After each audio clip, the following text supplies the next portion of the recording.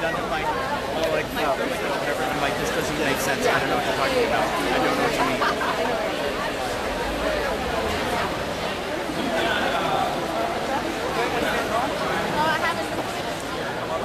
Come up off the metal. Well, he was talking.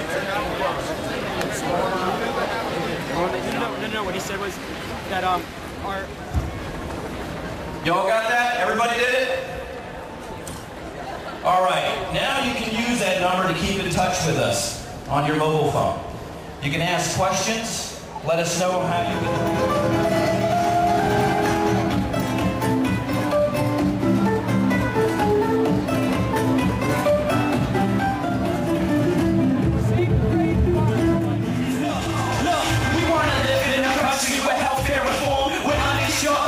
Children is known. Suffer and loss for those out the herders. Tax relief for low-income workers. Rest in peace, Sean. These days are so valid. We need to escape while being on racial profiling. Gas prices are outlandish. Fire. Whether Allen Keys tends to agree or not, I know Godson's voting for Barack. Put your peace signs up, yo. Oh. I don't know politics, that's no joke. But I do.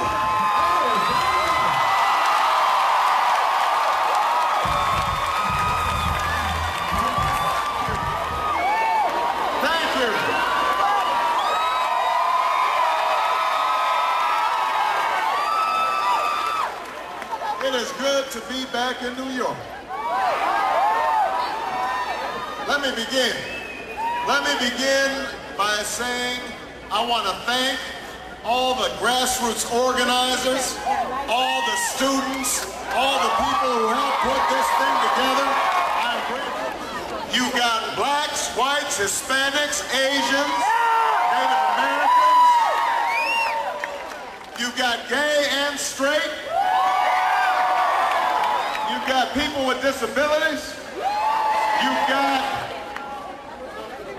got Democrats and independents. And yes, you've even got some Republicans. Oh, they're here. I know they're here because when I'm shaking hands, they whisper to me. They say, Barack, I'm a Republican, but I support you. And I tell them, that's okay, you don't need to whisper. We want everybody on the Obama bandwagon.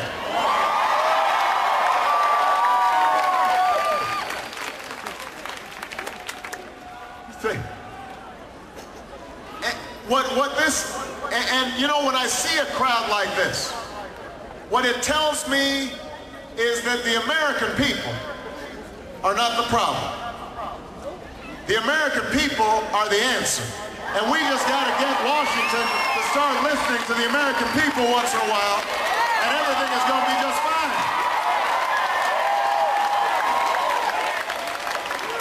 Now let's face it, part of the reason that some of you are here today, many of you are here today, is you are just sick and tired of George Bush.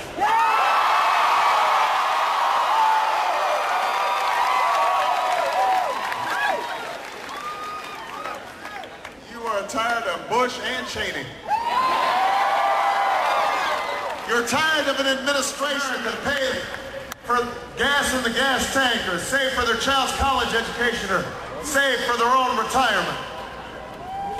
You're sick and tired of the sight of our fellow citizens standing on rooftops without water, without food, without rescue after a storm. You don't like a Justice Department that doesn't seem to put a big premium on justice. That's right. And most of all, you are fed up with a war that should have never been authorized and should have never been waged. A war that cost us $500 billion and thousands of lives and has not made us more safe, but has diminished our standing in the world. And so there are a lot of reasons to come out just to say enough. We are sick and tired of being sick and tired. We want something new. We insist on change. But the These crowds that are coming out, you are coming out not just because you're against something. You want to be for something. You believe that it's still possible for us as a nation to rally around a common purpose and rally around a common destiny. And I think all of us, when we're honest, recognize that although real change in America will begin by getting Bush out of the White House, it can't stop there. It can't stop there. Tell him, Barack. And yet, year after year after year after year, we see the same thing. Record profits for ExxonMobil and higher prices at the tank and more greenhouse gases in our atmosphere. And it's not surprising when you hear that Dick Cheney met with the environmental groups once, met with the renewable energy groups once, and met with the oil and gas companies 40 times when he put together our energy policies. But that politics is a mission. That power doesn't always have to trump principle. That we can expect from our leaders that they are going to tell the truth and be honest with you about the problems that we face. And they're not going to equivocate and hinge and hem and haw. You know, it's easier to understand what I mean when I talk about a politics of mission when you get out of Washington. Because the best trip that I've had on this campaign so far, I went out to Oakland, California. And we got a lot of Oakland folks around here. Oakland in the house. And I went there because the Service Employees International is a pretty good experience. But what it turns out is, what they mean is, you haven't been in Washington long enough. We haven't seasoned you. You know, we haven't stewed you in the ways of Washington.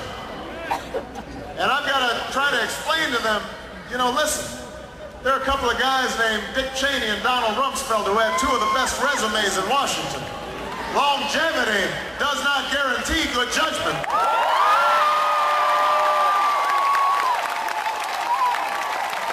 A long resume says nothing about your character. So let me tell you about the experience I bring to this race. I bring the experience of bringing people together to get things done. Like I did in Illinois, providing thousands of people health insurance that didn't have it. When we passed the first campaign finance reform legislation in 25 years. Back then, when I first got to the state legislature, you could use campaign contributions for personal use. You could buy a mink coat for your wife. And we paid for people's politics. I bring the experience of speaking out even when it's not comfortable. Like I did in 2002. It seems to me that's something we can do. Let's create programs for national service for every young person. You don't need to be saddled with $50,000 worth of debt. Let's get the banks and the financial institutions out of the student loan business and increase the number of grants.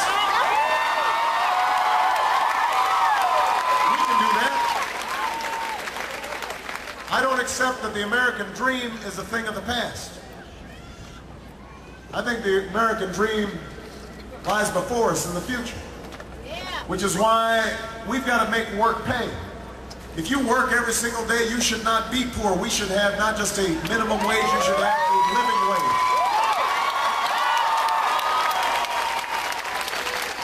We should encourage, not discourage unions from organizing.